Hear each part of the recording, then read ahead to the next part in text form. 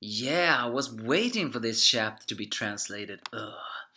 Well, thank you, Leopold, for giving me the heads up when it was released, so that I could finally do a little short review of this. If a little bit, we all see a little bit more insight of all these characters. Yami is Yami is totally awesome. Not only is he kick ass, I mean he is he is the perfect cynical mentor. I wouldn't say if people compare Black Clover to a Naruto, then in a way I wouldn't say I wouldn't say Yami's Kakashi. I mean Kakashi was rough and he was sarcastic, but he wasn't really gruff and threatening. Then again, there was no teacher who was that, right? Certainly Kakashi had his share of sadism, but he wasn't really that way. Either way, it's not important. Back onto the chapter. Yami reveals in his country of Land of Rising Sun that we all can speculate maybe Japan is well, or at least a fictional version of it. Apparently, there exists something more than just mana. Mana is the magical energy allows us to channel them to channel the magic energy to perform stuff and whatever. But apparently, in the land of rising sun, there exists a power called ki. We have all heard ki. I wouldn't say it differs from every enemy. In fact, many are very, very similar. But ki is similar to a animal instinct, so to speak. He did I just say hear when I peeked here? Hearing, feeling, sniffing, and moving and whatever. So basically, Jamis says that in his country there's an old saying: "A man never whines; he takes responsibility." Didn't you say you wanted to be the sorcerer's emperor?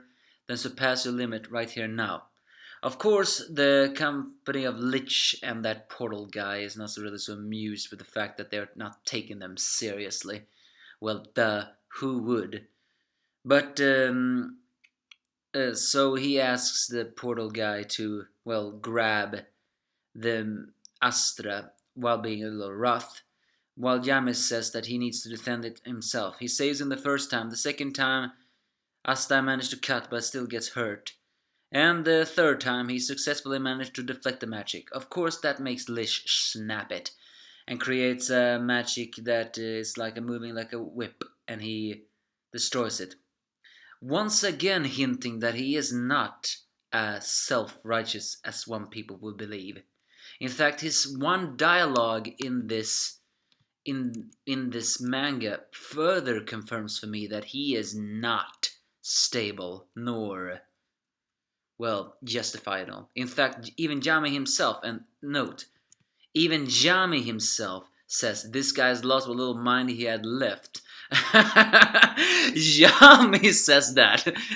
You know what? That is funny. Yami has himself not really been established as a sane person either. In fact, I told this last week, but everybody remember his intro scene, right? Have you ever met a character that is introduced with a death glare? And the fact that he's treating everybody with rough love, many hints he's not exactly stable himself. In a way, Asta says he's a bag of muscles because, again, he is one of the few people who fights while not using magic, because he knows from his land of country. He uses keys to his surroundings. He senses the magic and using magic to enhance his fighting abilities. And so Lich used that light power, and the thing is, he still says he held back a little, but he says they were too weak, both them and this world. The way he says this world is almost making me wonder, does he want to destroy it?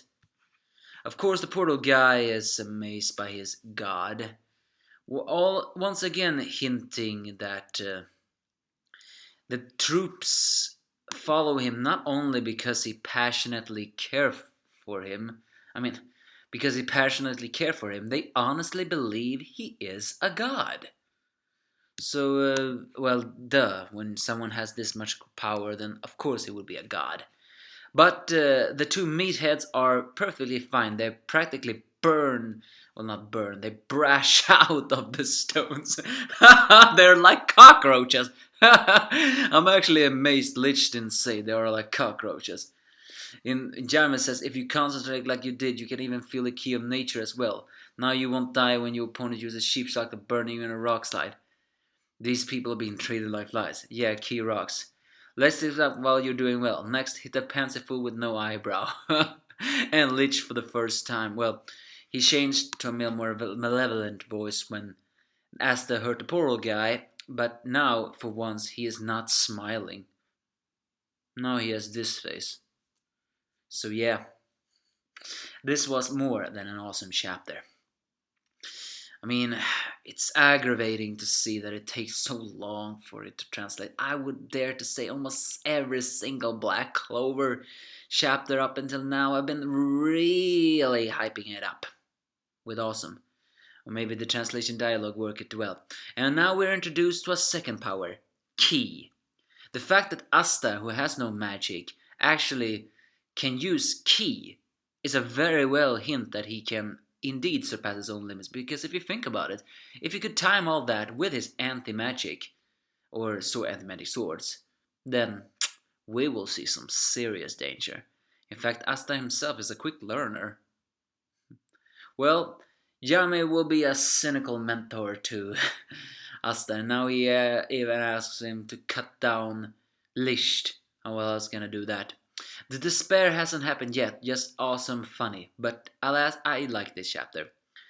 But again, Lisht power truly something. Oh yeah, and I just noticed something. Is this something that was corrected from the other chapter, or did I not pay enough attention to it? You all remember that his arm was scorched by the magic emperor. Apparently, it's not healed. I thought it was, but it's not healed because he has black bandages over it, or is it this arm? Uh, so yeah, it's not completely healed yet. But also, it's confirmed that if Yami is serious, he's very well have power akin to the Magic Emperor. Well, he attacks first, asks questions never. Those kind of guys are always dangerous. So yeah, I enjoyed this chapter. Give me your thoughts if you have any.